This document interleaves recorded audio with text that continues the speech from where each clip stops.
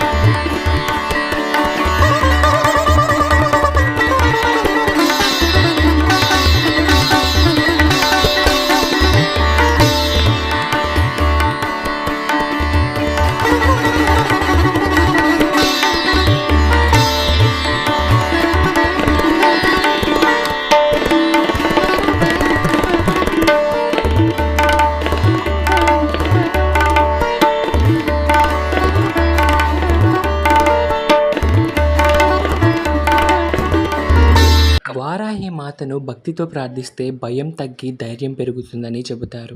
అమ్మవారి కటాక్షం ఉండి జీవితంలో ఎదురయ్యే అడ్డంకులు కూడా దూరమవుతాయని విశ్వాసం. అలాగే ఇక్కడ కొలువై ఉన్న శ్రీ ప్రత్యంగిరామాత ఉగ్రశక్తికి ప్రతీక. సింహముఖంతో దర్శనమిచ్చే ఈ తల్లి భక్తులను దుష్టశక్తుల నుండి రక్షించి ఆదిపరాశక్తిగా పూజలు అందుకుంటుంది. ఎంతోమంది భక్తులు మనశ్శాంతి కోసం, అనారోగ్య బాధల నుండి విముక్తి కోసం, జీవితంలో నెగిటివిటీ తొలగిపోవాలని కోరుకుంటూ ప్రత్యంగిరామాతను దర్శించుకుంటారు. ఇక్కడి ఆలయంలో మరో విశేషం శ్రీ శరభేశ్వర స్వామి వారి సన్నిధి. పురాణాల ప్రకారం శివుడి అత్యంత శక్తివంతమైన రూపాలలో ఒకటి శరభేశ్వర స్వామి. నరసింహస్వామి వారి ఉగ్రాన్ని శాంతింపచేయడానికి పరమశివుడు శరభ అవతారం ఎత్తారని చెబుతారు. అంతటి మహిమ కలిగిన ఈ స్వామిని దర్శించుకోవడం భక్తులకు ఎంతో పవిత్రమైన అనుభూతిని ఇస్తుంది.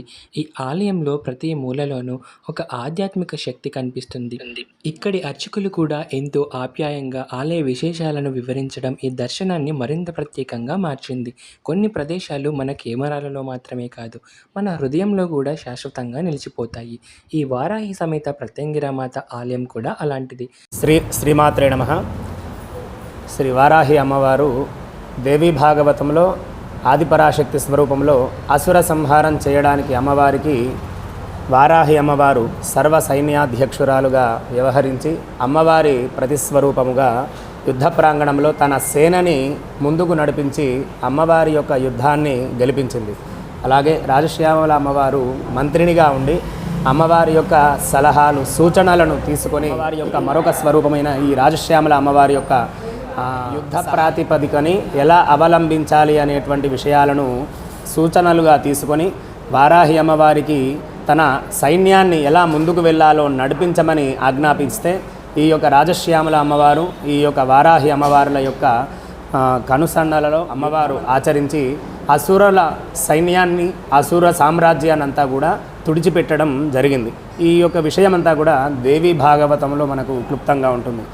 ఆ యొక్క సందర్భంలో మహాకాళి స్వరూపం ప్రత్యంగిరా అమ్మవారు శరభేశ్వర స్వామి ఎలా ఆవిర్భవించారు. మన ఆలయంలో శరభేశ్వర స్వామి ప్రత్యంగిరా అమ్మవారులు కూడా ఇక్కడ ఆసీనులై ఉన్నారు.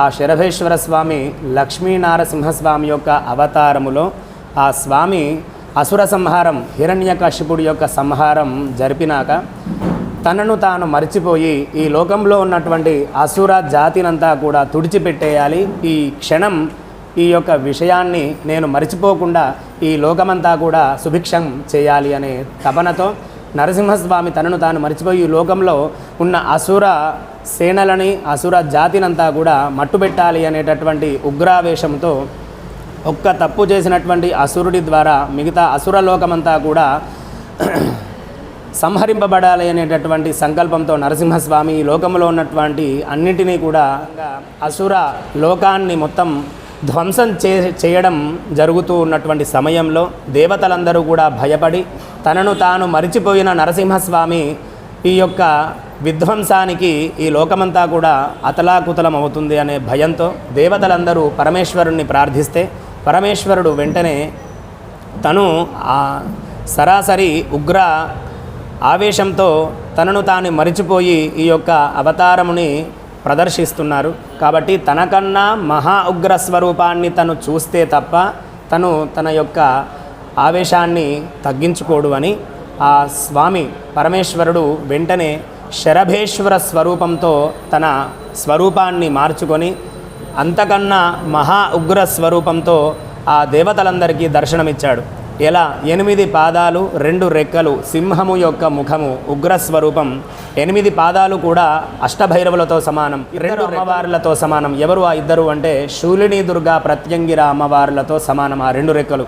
అలా గాలిలోనూ నేలపైన 2 సార్లు 2 వైపులా కూడా పయనం చేసేటటువంటి ఒక మహాస్వరూపాన్ని ఆ స్వామి పొంది సరాసరి ఆ మహా ఉగ్రావేశంలో ఉన్నటువంటి లక్ష్మీ నరసింహస్వామికి ఎదురుగా వెళ్ళి, అయ్యా, ఒక అసురుడు తప్పు చేసినంత మాత్రాన అసుర జాతినంతా కూడా మట్టుబెట్టడం ఇది సమన్వయం కాదు, ఇది నీతి న్యాయం ధర్మం కాదు నాయన అని ఆ స్వామిని తన యొక్క స్వరూపానికి తీసుకురావడానికి యుద్ధం కూడా చేశారు. లక్ష్మీ నరసింహస్వామితో పాటు శరభేశ్వర స్వామి కూడా కొన్ని రోజుల పాటు యుద్ధం చేసి తనకు ఈ యొక్క విషయాన్ని చెప్పి తన ఆధీనంలోకి పరమేశ్వరుడు శరభేశ్వర స్వరూపంలో లక్ష్మీ నరసింహస్వామి యొక్క శాంతికి కారకుడయ్యారు. ఆ స్వామికి అప్పటి నుంచి కూడా మనం ఆ స్వామి దర్శనం ద్వారా, ఆ స్వామి పూజల ద్వారా, ఆ స్వామికి చేసే హోమాల ద్వారా దీర్ఘకాలికంగా ఉండేటటువంటి శత్రు సమస్యలు, జటిలమైన సమస్యలు ఆ స్వామి యొక్క దర్శనం ద్వారా, పూజల ద్వారా మనం పోగొట్టుకున్న వాళ్ళమవుతాం. ఆ స్వామి యొక్క హోమాల ద్వారా ఆలస్య వివాహానికి, ఆలస్య సంతానానికి ఉన్నటువంటి అడ్డంకులని, అన్యోన్యమైన దాంపత్యాన్ని లక్ష్మీ నరసింహస్వామి స్వరూపము శాంతపరకుంటే లక్ష్మీ అమ్మవారు తన దగ్గరికి కూడా వచ్చేది కాదు. కాబట్టి తన యొక్క స్వరూపాన్ని శాంతపరిచి లక్ష్మీ అమ్మవారికి దగ్గర చేశాడు. ఆ కారణంగా దంపతుల మధ్య అన్యోన్యతని కూడా ఇచ్చేవాడుగా అప్పటి నుంచి ఆ స్వామి సంతానం కోసము, వివాహం కోసము కూడా ఆ స్వామిని పూజించడం జరుగుతూ ఉంది. అలా ఆ ఉద్దేశంతో మనకు తెలంగాణ, ఆంధ్రప్రదేశ్ ఈ 2 రాష్ట్రాల్లో కూడా ఎక్కడా కూడా ఆ స్వామిని ప్రతిష్ఠించినటువంటి దాఖలాలు లేవు. తమిళనాడులో ఒక ప్రాంతంలో ఉన్నట్టుగా ఉంది. ఆ స్వామిని మళ్ళీ మనం హైదరాబాద్లో రామకృష్ణాపురంలో ఇక్కడ మనం చూస్తూ ఉన్నాం. ఆ స్వామి మహా ఉగ్రస్వరూపంతో శరభేశ్వర స్వామి అవతారంలో ప్రత్యంగిరా సమేతంగా, భార్యా సమేతంగా ఉండడం చాలా విశేషం. ఇద్దరుగా ఉండి ఇక్కడ భక్తులను అందరినీ కూడా అనుగ్రహిస్తున్నారు. భక్తులు ఎక్కడినెక్కడి నుంచో కూడా వచ్చి ఈ వారాహి ప్రత్యంగిర శక్తులను చక్కగా దర్శించి వారి యొక్క సంకల్పానుసారంగా పూజ, అభిషేకములు, అర్చనలు, అలాగే విశేషమైనటువంటి హోమాల్లో కూడా పాల్గొని వారి యొక్క సంకల్పాలను సిద్ధించుకొని మళ్ళీ వచ్చి అమ్మవారు మాకు చేసినటువంటి ఈ యొక్క ఉపయోగానికి మొక్కులుగా ఎన్నో రకాలుగా మొక్కులు తీర్చుకుంటూ వెళ్తున్నారు. ఆ భక్తులందరినీ కూడా అమ్మవారు ఎల్లవెల్లలా ఇలాగే కాపాడుతూ ఉండాలి. అమ్మవారి యొక్క అనుగ్రహం మనకు, ఇక్కడ ఉన్నటువంటి ప్రజానీకానికి, భక్తులకు అందరికీ విశేషమైనటువంటి హోమాలు ప్రతిరోజు కూడా జరుగుతూ ఉంటాయి. వారాహి ప్రత్యంగిర అమ్మవారికి, గణపతి సుబ్రహ్మణ్యేశ్వర స్వామికి జరుగుతూ ఉంటాయి ఇవి రోజు కూడా. అలాగే విశేషమైనటువంటి హోమాలు పంచమి తిథిన, శుద్ధ పంచమి, బహుళ పంచమి తిథుల యందు భూవరాహ వారాహి హోమము విశేషంగా జరుపుతారు. భూ సంబంధమైన వ్యవహారాలని మనం తీసుకున్నట్లయితే, భూ సంబంధం, భూమి కొనాలన్నా, అమ్మాలన్నా, ఉన్నటువంటి భూమిలో ఒక మంచి చక్కటి ఇల్లు కట్టుకోవాలన్నా, ఆ భూమి క్రయ విక్రయాలకు ఉన్నటువంటి అడ్డంకులని కూడా అమ్మవారి యొక్క పూజ హోమాల ద్వారా మనం ఆ సంకల్ప సిద్ధిని మనం తీసుకొనవచ్చు. అలాగే వృత్తి ఉద్యోగ వ్యాపారాల యందు అభివృద్ధి, రుణ విమోచన, ఈ యొక్క విషయాలకు పంచమి రోజున చేసేటటువంటి భూవరాహ వారాహి హోమము ఎంతో ఉపయోగపడుతుంది. అలాగే ప్రతి పౌర్ణమి యందు ఉదయం చండీ నవాక్షరితో కూడినటువంటి వారాహి ప్రత్యంగిర హోమాన్ని విశేషంగా జరుపుతారు. చండీ నవాక్షరి మూలమంత్రము చేత, అలాగే వారాహి మూలమంత్రము చేత, విశేషమైనటువంటి మహిమాన్వితమైనటువంటి ప్రత్యంగిర మూలమంత్రాల చేత పౌర్ణమి రోజు ఉదయం చేసేటటువంటి యొక్క హోమం ద్వారా అమ్మవారి యొక్క అనుగ్రహం ద్వారా అమ్మ దయ ఉంటే అన్నీ ఉన్నట్లే అని ఆ అమ్మవారికి హోమం చేయడం ద్వారా నరఘోష, దృష్టి దోషాలు, శత్రుదోషాల నుండి వారు విముక్తులవుతారు. అలాగే ఆ పౌర్ణమి రోజున సాయంత్రం పూట మహారాజశ్యామల హోమం కూడా జరుపుతారు. అమ్మవారికి రాజశ్యామల హోమం చేయడం ద్వారా విద్య, ఉద్యోగము, ఆ పైన ఉన్నతమైనటువంటి స్థానము, విద్యతో పాటు ఉన్నతమైనటువంటి స్థానాన్ని ఇవ్వాలి అంటే ఆ అమ్మవారి యొక్క సూచన సలహాలు తీసుకోవాలి. ఆ సూచన ఎలా ఉంటుంది, మరి ఎలా తీసుకోవాలి అంటే పౌర్ణమి రోజున అమ్మవారిని మనం ధ్యానించాలి, పూజించాలి. ఆ రోజున సాయంత్రం పౌర్ణమి ఘడియలలో సాయంత్రం పూటన అమ్మవారికి హోమం చేస్తారు ఈ ఆలయంలో. ఆ అమ్మవారికి చేసే ఆ హోమంలో పాల్గొన్నట్లయితే అమ్మవారి యొక్క అనుగ్రహం మనకు మామూలుగా ఒక మనిషితో మాట్లాడినట్లే ఏదో రకంగా మనకు వచ్చి సలహా సూచన అనేటువంటిది వస్తుంది. ఆ సూచన అమ్మవారు ఏదో ఒక రూపకంగా మనకు వెంటనే ఇవ్వడం జరుగుతుంది. ఆ అమ్మవారి యొక్క హోమం ద్వారా రాజకీయాల యందు అభివృద్ధి, మనం చేసే ఉద్యోగంలో ఉన్నతమైనటువంటి స్థానం, మనం చేసేటటువంటి పనిలో జనాకర్షణ ద్వారా ధనాకర్షణ ద్వారా ఉన్నతమైనటువంటి స్థానాన్ని అమ్మవారు మనకి ఇవ్వడం జరుగుతుంది. అలాగే అమావాస్య రోజు వారాహి ప్రత్యంగిర అమ్మవార్లకి విశేషమైన హోమాలు జరుపుతారు. చెడు ప్రయోగాల నుండి వారిని రక్షించుకోవడానికి అమ్మవారు అమావాస్య రోజు చేసేటటువంటి పూజ 1000 రెట్లు అధికంగా ఉంటుంది. మామూలు రోజున చేసిన పూజ 10 రెట్లుగా ఉంటే అమావాస్య రోజున చేసే పూజ 1000 రెట్లుగా 10,000 రెట్లుగా రెట్టింపు ఫలితాన్ని ఇవ్వడం జరుగుతుంది. కాబట్టి అమావాస్య రోజు భక్తులు ఎంతోమంది అమావాస్య రోజు చేసేటటువంటి హోమాల యందు కూర్చొని వారి వారి యొక్క సంకల్పాలు నెరవేర్చుకుంటూ వెళ్తున్నారు.